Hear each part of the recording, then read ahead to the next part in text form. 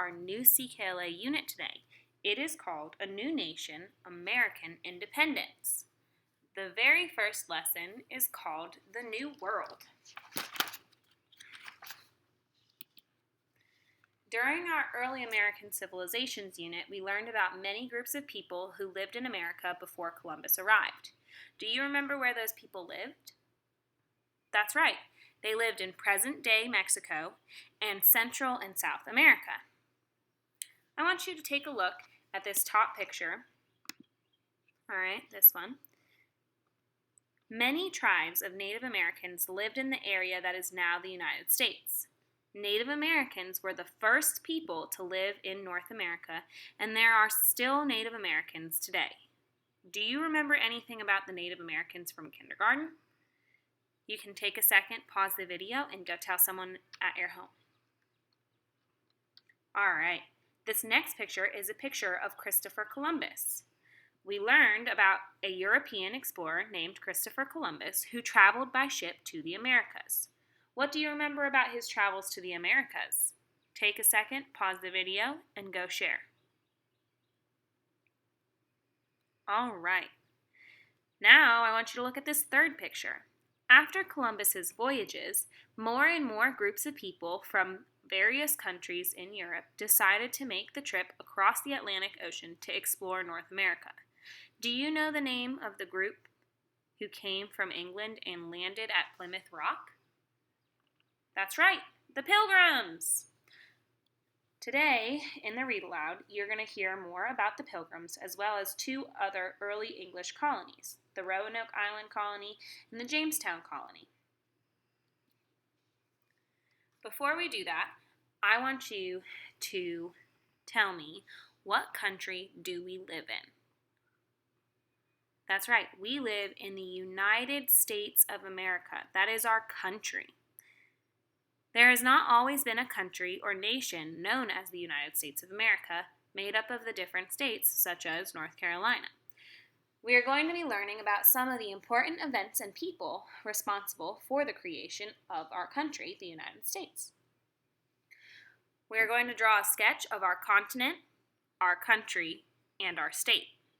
So, our continent is North America, okay? So, pause this video really quick, go get a piece of paper and a pencil. All right. So, first thing is you're going to draw a nice big circle and you're going to label it North America up top so that it doesn't get in the way of the other two circles. Pause the video and go ahead and do that. All right. Now we are going to draw our country, which is the United States of America.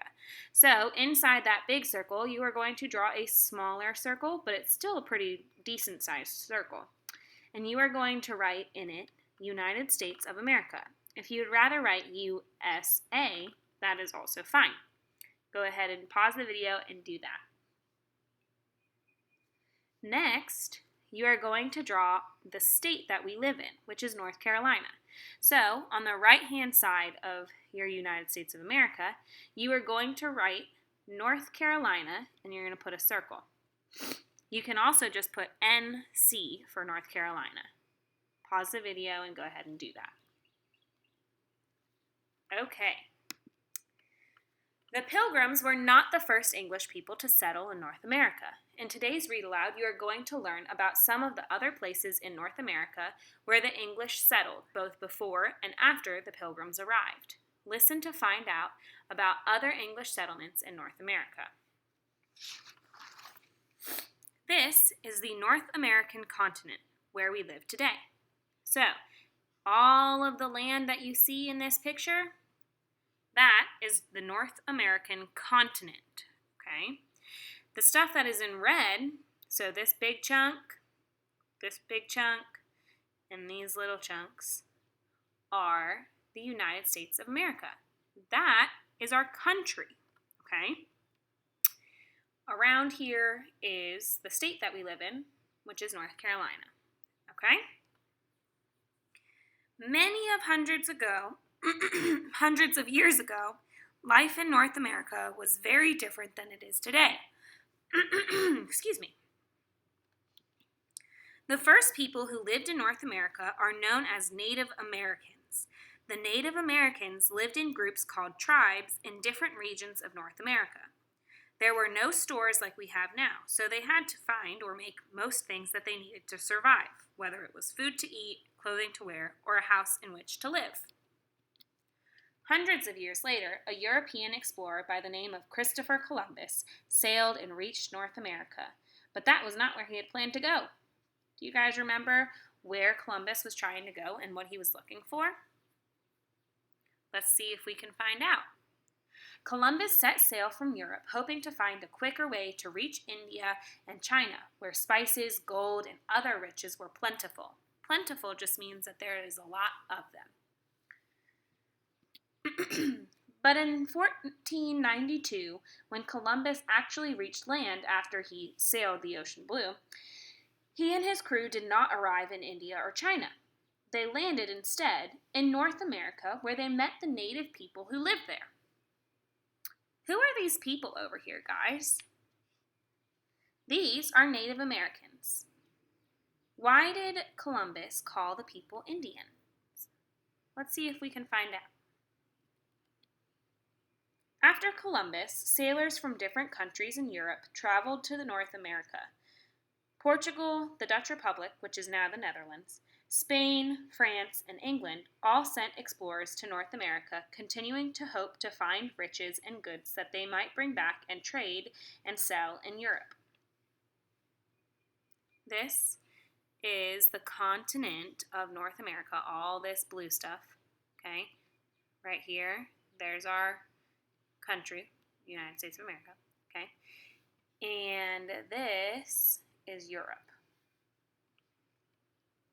Everyone was interested in this new world. Remember that the European explorers called North America the New World because it was new to them as compared to the countries of Europe from which they came. Do you remember what this event was called? That's right, Thanksgiving. The English did not want to just visit the Americas. They were interested in starting settlements in order to live there. When people start settlements, they move into a new place to live. They wanted a place for their people to spread out from their small island country, England, across the Atlantic Ocean. You probably remember that English pilgrims landed at Plymouth Rock in the 1600s, about 100 years after Columbus. The pilgrims had great difficulty adjusting to their life in the New World because it was very different from the city life they knew in Europe. The Native Americans that the pilgrims met helped them survive, especially during that first year. The Pilgrims were not the only English people to start settlements in North America. In fact, before the Pilgrims ever arrived at Plymouth, other English men and women had settled into 2 other places. This right here, this is the state of Massachusetts. Back then, it wasn't called the state of Massachusetts, but we'll get to that another time. But this is what they called Plymouth, okay? Now, where was I? The first English colony was on Roanoke Island.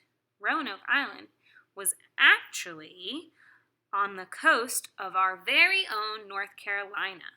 Okay, guys, so here's the state of North Carolina in which we live.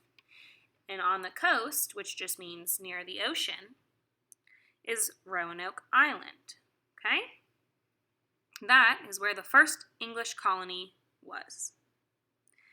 After the first English colony on Roanoke Island was a colony at Jamestown.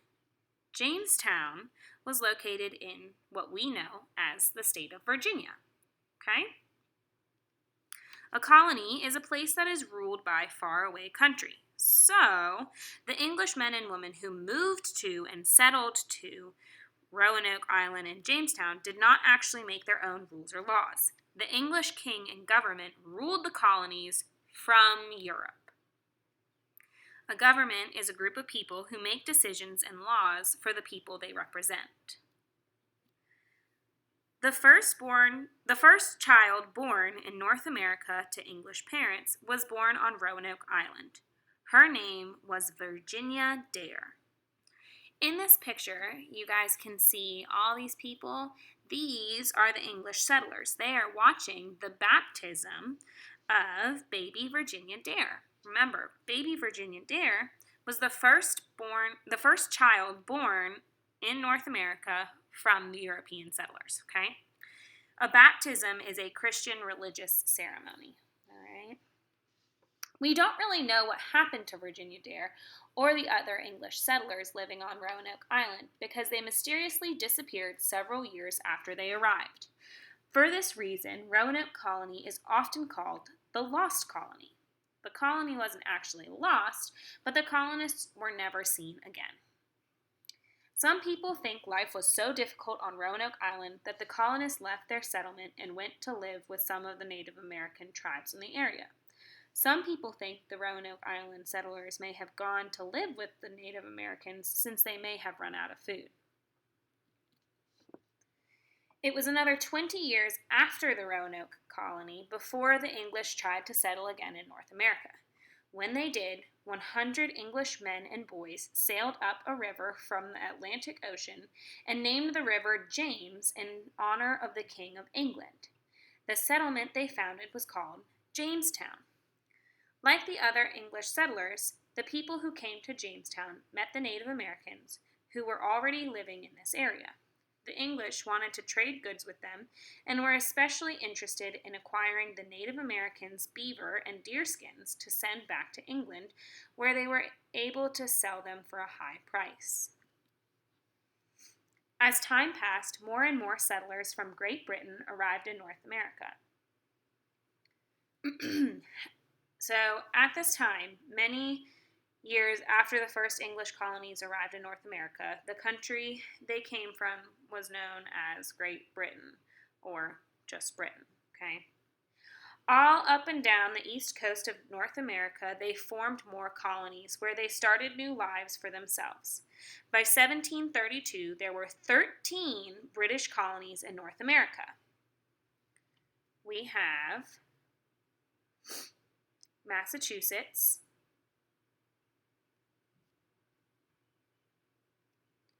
which is here and here. We have New Hampshire, here. We have Rhode Island. We have Connecticut and New York and New Jersey and Pennsylvania and Delaware and Maryland, which is where I'm from, Virginia, North Carolina, which is where we all live, South Carolina, and Georgia. So, the people living in the 13 colonies in North America were still ruled and controlled by the king and government of Britain. The British did not accomplish the hard work of setting up colonies all by themselves. They especially needed lots of helpers to clear and farm the land. First, they encouraged indentured servants to come work in America. These indentured servants had to work only for the English colonists for a certain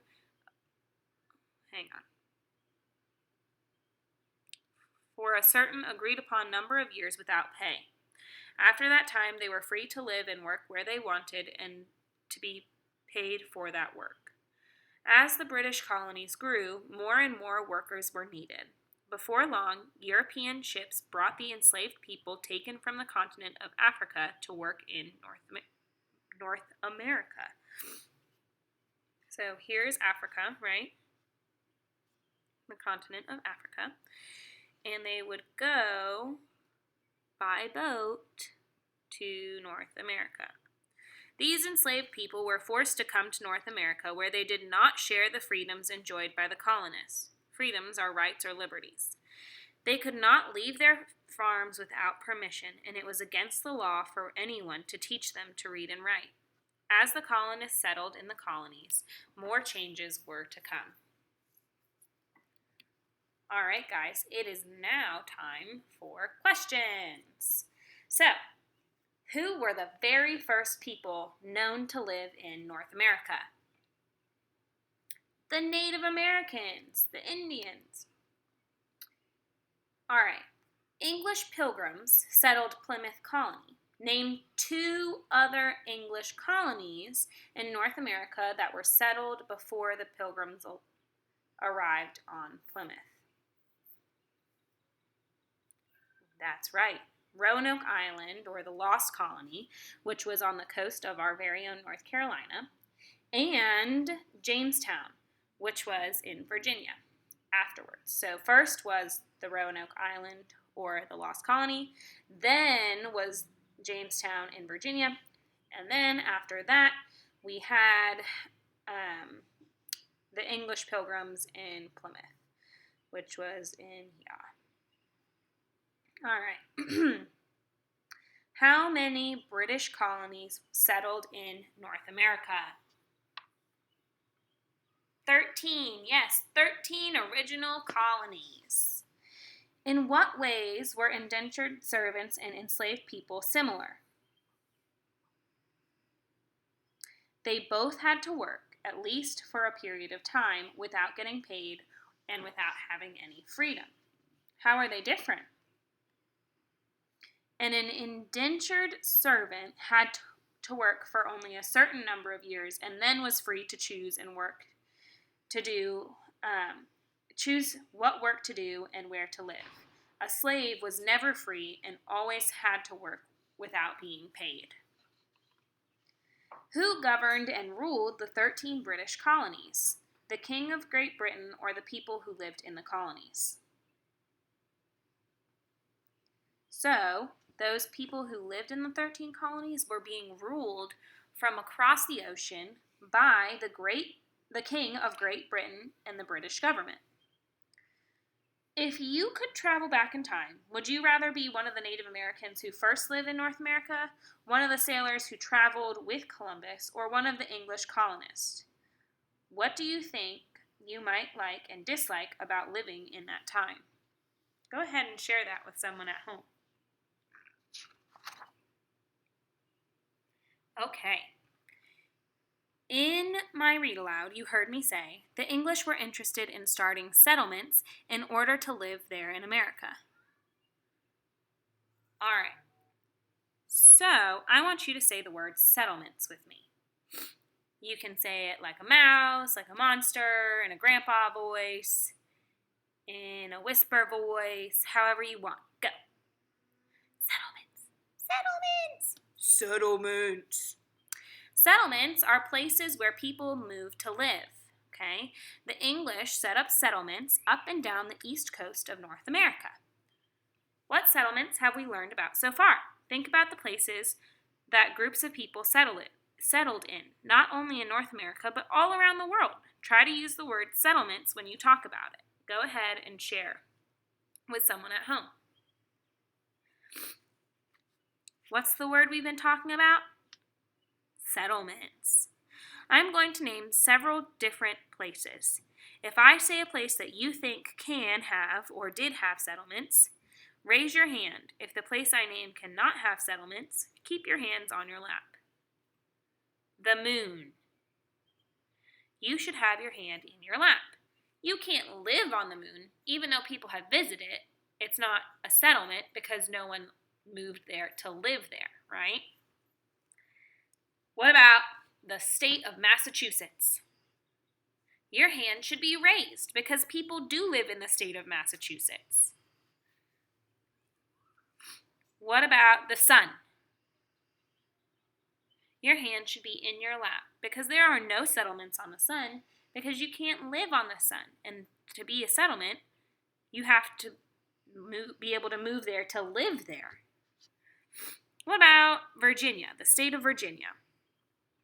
Your hand should be up because people can live in Virginia, and people do live in Virginia. All right, what about under the sea? No, your hand should be in your lap. You can't live under the sea. We're not mermaids or mermen. All right. What about the beautiful state of North Carolina? Every single person should have their hand up because you live in North Carolina. That is somewhere where people could move to live. All right, guys. Check out what the assignment is for today. I hope you enjoyed this video and learned lots of stuff. Talk to you next time. Bye.